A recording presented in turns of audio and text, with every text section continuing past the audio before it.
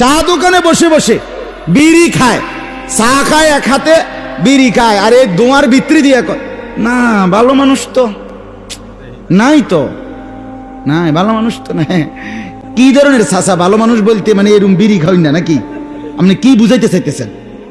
আপনি কোন ক্লিয়ার করে ভালো মানুষদের নাই, আমিও মানলাম, কিন্তু কোন ধরনের? মানে এই যে আরে এই যে আমার মতো আল্লাহর রহমতে বিড়ি খায়, বন খায়, চা খায়, টেলিভিশন চায়, এরকম ভালো মানুষ তো সমাজে দেখতেছি না। কই না, আরো তো লগে বহুত লোক বইয়ে রয়েছে,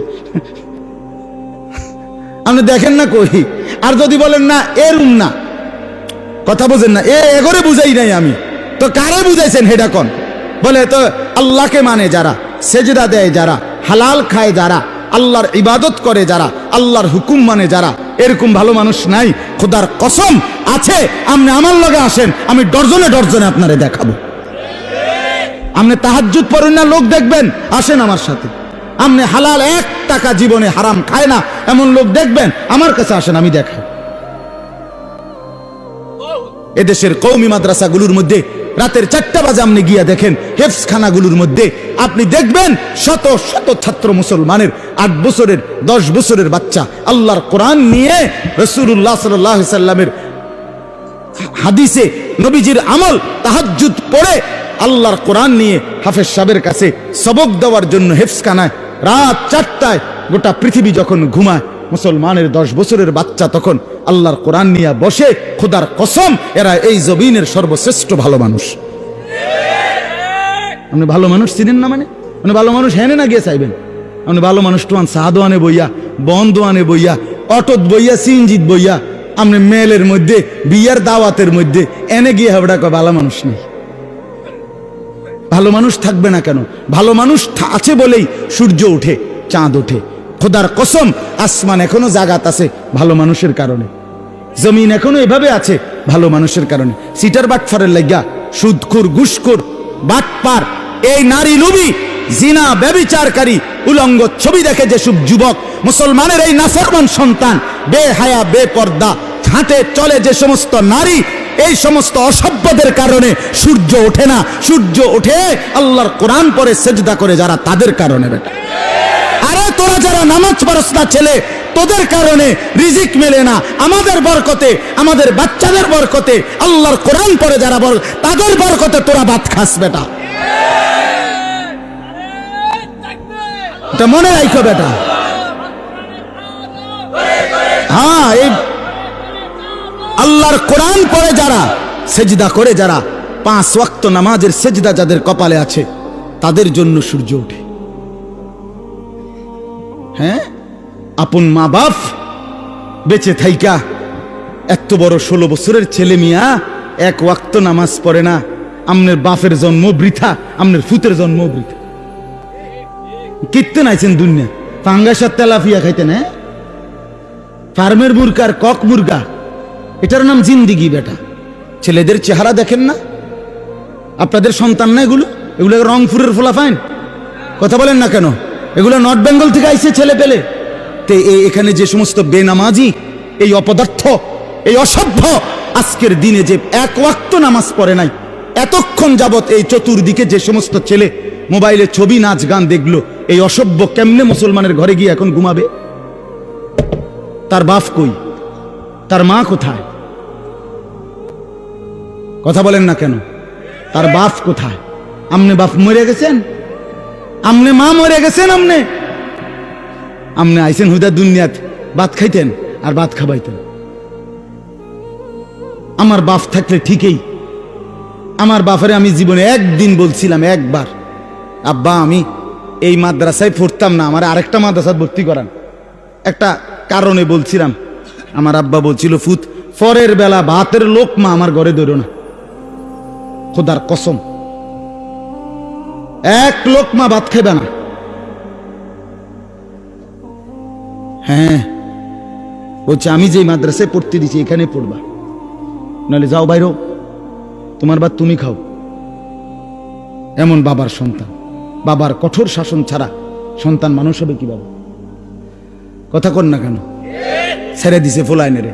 16 বছরের ছেলে, 18 বছরের ছেলে, 14 বছরের ছেলে, তার সময় না ফোলাইনের লগে সারা দিন সারা রাত মোবাইলে উলঙ্গ ছবি, নাচ গান, প্রতিবন্ধীর মতো পাগল, সুস্থ না, মাতালের মতো হাসে, ঠ্যাঙ্গাল গিদে, এতেরে লাথি মারে, এতেরে থাপ্পড় মারে, এতে চুল ধরে টানে। তুই তো পাগল বেটা, তুই তো তারসিরা বেটা, তুই তো মাতাল বেটা, তোর তো ডাক্তার দেখা দরকার। পাবনা আমার পরিচিত লোক আছে, আমার তে নাম্বার নেও বেটা। আমি কিছুদিন আগেও মাহফিল করে আইছি পাবনা, আগস্ট মাসে। আমার পরিচিত বহুত লোক আছে এখানে, তোমার এখানে মেন্টাল হসপিটালে ভর্তি করেন। ছি ছি ছি ছি, আপনি বলেন এটা সুস্থ? আপনি বলেন না এটা স্বাভাবিক ছেলে যে নিজে নিজে হাসে, নিজে নিজে দাঁড়াইয়া ফেসাব করে, আটতে আটতে ফেসাব করে, মানুষের যে কোনো মহিলা দেখলে তারে টিটকারি করে, তার পিছনে পিছনে হাঁটে, সমবয়সী পোলাপানের একজনের লাথি দেয়, একজনের আপনার থাপ্পড় দেয়, একজনের চুল ধরে টানে, একটু পর পর নিজের চুল নিজেই রাখছে সামনে বড় কইরা, অপদার্থ, আবার নিজেই এটা রেখে টানে। আর এরকম ছাগল আমার মানে মাথাতে ধরে না। এটা কি পাগল? কিরে তুই নিজেই তো এটা বড় করে রাখলি, তো তুই এখন এটা এবার পিছন দিকে এরকম করস কা? কথা বোঝেন না? এটা তো তুই রাখছো তো এইভাবে, তো তুই এভাবে রাখলি কেন? যেটা তোর এদিকে আসলে অসুবিধা মনে হয়, তো তুই এটা এভাবে রাখলি কা? আর এভাবে থাকলে এটারে আবার পিছের দিকে ফেলস কা? বলেন, আপনি সুস্থ মনে হয় এটা? আপনি কন না এই সুস্থ ছেলে? এ তো পাগল, এ তো অসুস্থ, তো মাতাল।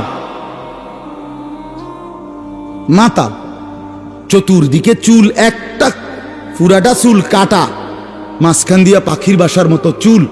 ছি ছি ছি ছি ছি। একার ন্যূনতম রুচি যদি কারো থাকে, একার সামান্য যে মানে শেষ তারটা রয়েছে অন্য মাথা, বাকিটি ছিঁড়ে গেলে গেছে আর, কিন্তু এটার রয়েছে অনেক একটা তার, এরকম করতে পারে না। নিজের চেহারা সুরতের মধ্যে না নিজের ধর্মের কোনো পরিচয় আছে, না নিজের বাপ দাদা বংশের কোনো পরিচয় আছে। কথা বলেন না কেন? এটা কেমন মুসলমান? তার নিজের বংশের পরিচয়ও নাই। তোমরা বলো বাবা, তোমাদের যাদের চুল এরকম এরকম বাড়া, এদিকে এদিকে এদিকে, তো বলো এটা তোমাদের বংশে এরকম চুল ছিল আগে? তো তুমি তো তোমার বংশের পরিচয় রাখলে না। এটা তোমার ধর্ম ইসলামের মধ্যে এই চুল রাখতে বলছে, তো তুমি তো তোমার ধর্মের পরিচয় রাখলা না। তোমার বাপ দাদা, তোমার বড় আব্বা, তাদের কারো চুল এমন ছিল, তো তুমি কার মতো রাখ? বলো ভাই, কার মতো? ওই হাসো হাসো বাবা, হাসো। এই জন্যই তো বলছি অস্বাভাবিক। আমি যে বলি প্রতিবন্ধী, এটার কারণে এটা। মানে মনে রাখবেন, যেই ছেলে গুনার কথা বলার পরেও তার মুখে হাসি আসে, মনে করবেন এ স্বাভাবিক না। না না, বাস্তব, এ সুস্থ না। গুনাহ করতে করতে তার দিল, কলিজা একদম বন্ধ হইয়া, অন্ধকার হইয়া, দিল আটকাইয়া, এটার উপরে একেবারে টাইলস লাগাই লাইছে সোজা, এটার এক ফোঁটা জায়গা। হ্যাঁ, এই হলো আমাদের ছেলেদের হাল। আপনি হাজার বলবেন, শত শতবার বলার পরেও সে বুঝতেই চায়। অথচ আজকে ইহুদিরা, ইসরায়েলের বেঈমানরা, এই বেঈমানদেরই এই কাটিং চুল। আমার সন্তানেরা, আমাদের ছেলেরা, ছেলে মুসলমানের রং ঢং, চলা ফেরা, কাটিং সব বেঈমানের। আহ, ফুত আমার নিয়ে গেল কাফেরে, নিয়ে গেল ইহুদিয়ে, নিয়ে গেল খ্রিস্টান। আহ, এর চাইতে বড় দুঃখ আর কি হইতে পারে বাবা? তোমার বাবা মুসলমান, মা মুসলমান, তুমি দুধ খাইছো মুসলমান মার দুধ, তোমার রক্তে মুসলমান। নবীজির এক মহিলা সাহাবী, ওনার ছেলেকে, রাসূলুল্লাহর সাহাবী, ছেলেটাও সাহাবী, 16 বছর বয়সী, ওনাকে কাফের বেঈমান ধরে একটা একটা শরীর টুকরা টুকরা করছে, হাত পাও কাইটা টুকরা টুকরা করে পিস পিস করে ছুঁড়ে ফেলে দিছে। ওনাকে এইভাবে মারছে, শহীদ করছে। শেষ পর্যন্ত, মৃত্যুর আগ মুহূর্ত পর্যন্ত, যতক্ষণ মুখ দিয়া কথা বলতে পারছে, উনি শুধু বলছে যে মুহাম্মদ আল্লাহর রাসূল। নবীজির কথা বলে গেছে। ওই মার কাছে মদিনায় এই খবর আসছে, মা তোমার সন্তানকে কাফের কাইটা টুকরা টুকরা কইরা একেবারে বুটি বুটি গোস্তের টুকরার মতো বানায় লাইছে, বানাইয়া ছুঁড়ে ফেলে দিছে। কিন্তু তোমার সন্তান একবারও নবীকে বলে নাই। খোদার কসম আমরা নিজে হাদিসে পড়ছি। উম্মে আম্মারা ওই মহিলার নাম, ছেলেটার নাম হলো হাবিব ইবনে যায়েদ রাদিয়াল্লাহু তাআলা আনহু। মা তখন চিৎকার দিয়া বলছে, লিহাদাল ইয়াউমি আরদাতুহু, আল্লাহর কসম এই দিনের জন্যই আমি আমার সন্তানকে বুকের দুধ খাওয়াইছি। আমার সন্তান আমার দুধের হক আদায় করছে। ছেলেরা, তোমাদেরকে বলি বাপ, তোমার মা তোমারে এই জন্তু জানোয়ারের মতো চুল রাখার জন্য দুধ খাওয়ায় না। কাফের আর বেঈমানের মতো চলার জন্য তোমারে মা 2 বছর কষ্ট করে দুধ খাওয়ায় না। সারা রাত উলঙ্গ ছবি আর নর্তকীর নাচ দেখার জন্য তোমারে মা কোলে পিঠে করে মানুষ করে না। আমার একটা 2 বছরের মেয়ে বাচ্চা আছে, 2 বছর বয়সী, ছোট। আমার সেই মেয়েটাকে তো আমি দেখি রাতের, বিশ্বাস করেন, রাতের যদি 3টাও বাজে 2টাও বাজে, আমার ড্রাইভাররে জিজ্ঞাসা করেন, যত রাতেই হোক আমি না যাওয়া পর্যন্ত আমার এই বাচ্চা ঘুমায় না। তাই এইভাবেই তো বাচ্চারে বুকে নিয়ে অনেকক্ষণ আদর করে তো আমি আমার সাথে ঘুমাই।